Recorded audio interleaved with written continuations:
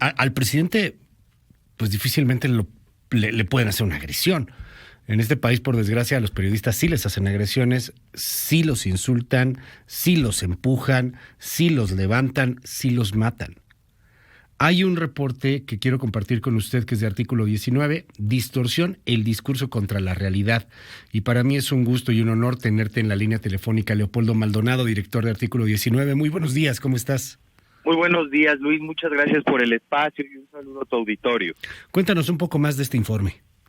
Pues mira, Luis, efectivamente damos cuenta de la violencia contra la prensa que lleva una espiral ascendente desde hace muchos años y que, pues, en un proyecto político como el que hoy encabeza el presidente López Obrador, basado en una narrativa de cambio, teníamos grandes expectativas sobre lo que pudiera venir, sobre todo en materia de protección a periodistas. Desafortunadamente, pues esta tendencia a la alza en las agresiones se mantiene. 692 agresiones registramos contra periodistas el año pasado, una agresión contra la prensa prácticamente cada 13 horas. Esto da cuenta de la situación que vive el país en materia de libertad de expresión. Obviamente esta situación se acompaña de una impunidad pues rampante. Del 98% de los casos de agresiones contra periodistas se mantienen en la impunidad. Esto es un aliciente, pero además el otro aliciente muy particular, que es el sello distintivo de este gobierno, es justo pues todos estos dichos que ya exponían ustedes al principio, como preámbulo más bien de la entrevista, que otros actores públicos y también particulares toman como un permiso para agredir a la prensa, ¿no? Ha tenido un efecto cascada este discurso estigmatizante del presidente, porque sienten que pues cuentan con una habilitación o un permiso para estar inhibiendo el ejercicio crítico de la libertad de expresión. Dos ejemplos muy concretos: Baja California con el gobernador Bonilla y Puebla con el gobernador Barbosa, donde prácticamente las agresiones provenientes de funcionarios públicos han incrementado. En el caso de Puebla, por ejemplo, el 65% de las agresiones contra la prensa provienen de funcionarios públicos y muchas de ellas son demandas entabladas por funcionarios públicos contra periodistas para acosarlos judicialmente. Otro elemento es con Bonilla, pues la estigmatización, el hostigamiento también se ha incrementado en un 23% en Baja California. Es decir, tenemos un ánimo en contra de la prensa que no abona al proceso de que de por sí ya venía dándose de degradación. Al contrario, profundiza ese proceso y coloca en mayor vulnerabilidad a las y los periodistas en este país. Cuando nos hablas de de una agresión cada 13 horas, Leopoldo, estamos hablando de una agresión aparte del asunto del acoso, la estigmatización en las mañaneras, o sea, lo que puede ser un acto de violencia física o de los peores escenarios, pues un asesinato, algo mucho más serio.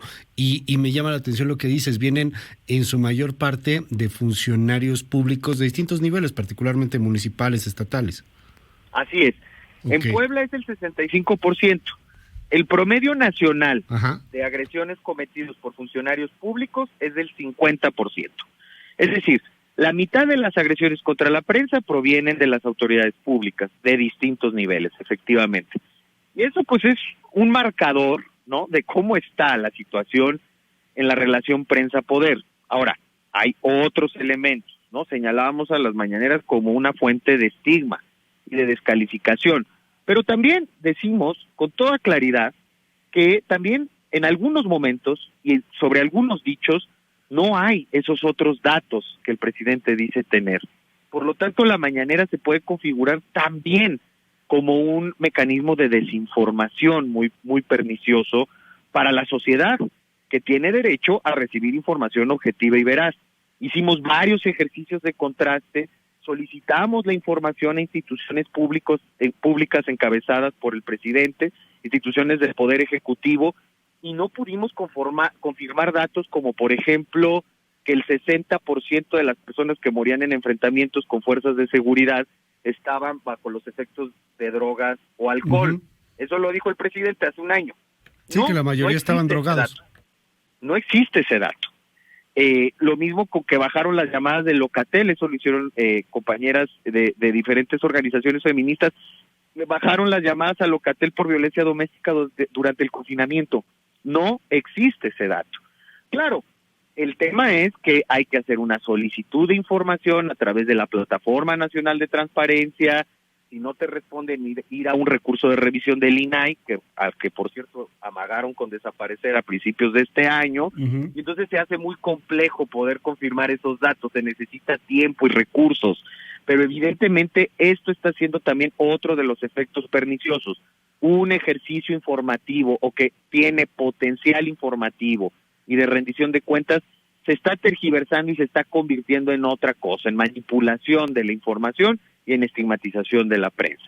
Y la situación en otros rubros, Luis, que damos cuenta en el informe, la brecha digital, ¿no?, que sigue condicionando el ejercicio de derechos de buena parte de la población rural en México y buena parte de la población considerada de estratos económicos bajos, la falta de información, de acceso a la información para pueblos y comunidades indígenas, la violencia de género, sobre todo en línea, las 15 intentonas legislativas de regular Internet del año pasado.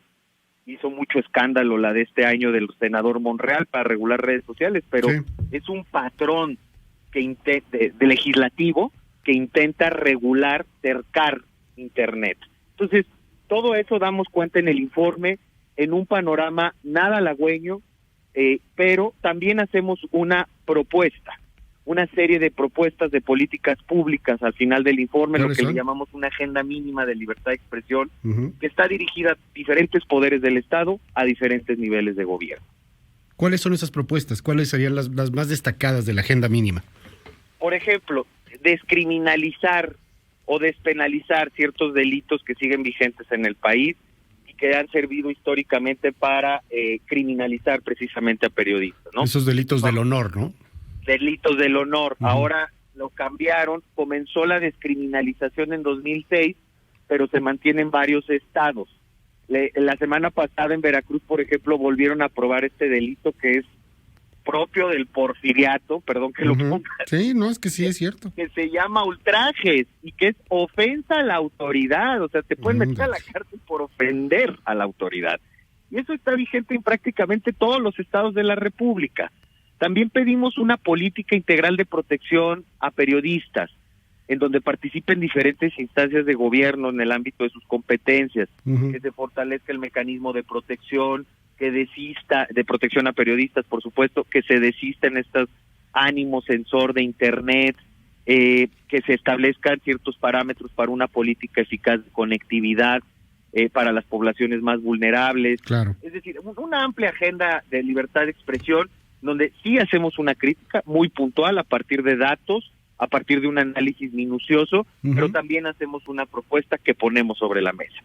Te aprecio muchísimo que nos hayas tomado la comunicación en esta mañana. Leopoldo Maldonado, director de Artículo 19, está disponible si nos das oportunidad, lo tuiteamos en este momento y lo ponemos en nuestras redes sociales para quien tenga interés en conocer más a fondo el estudio.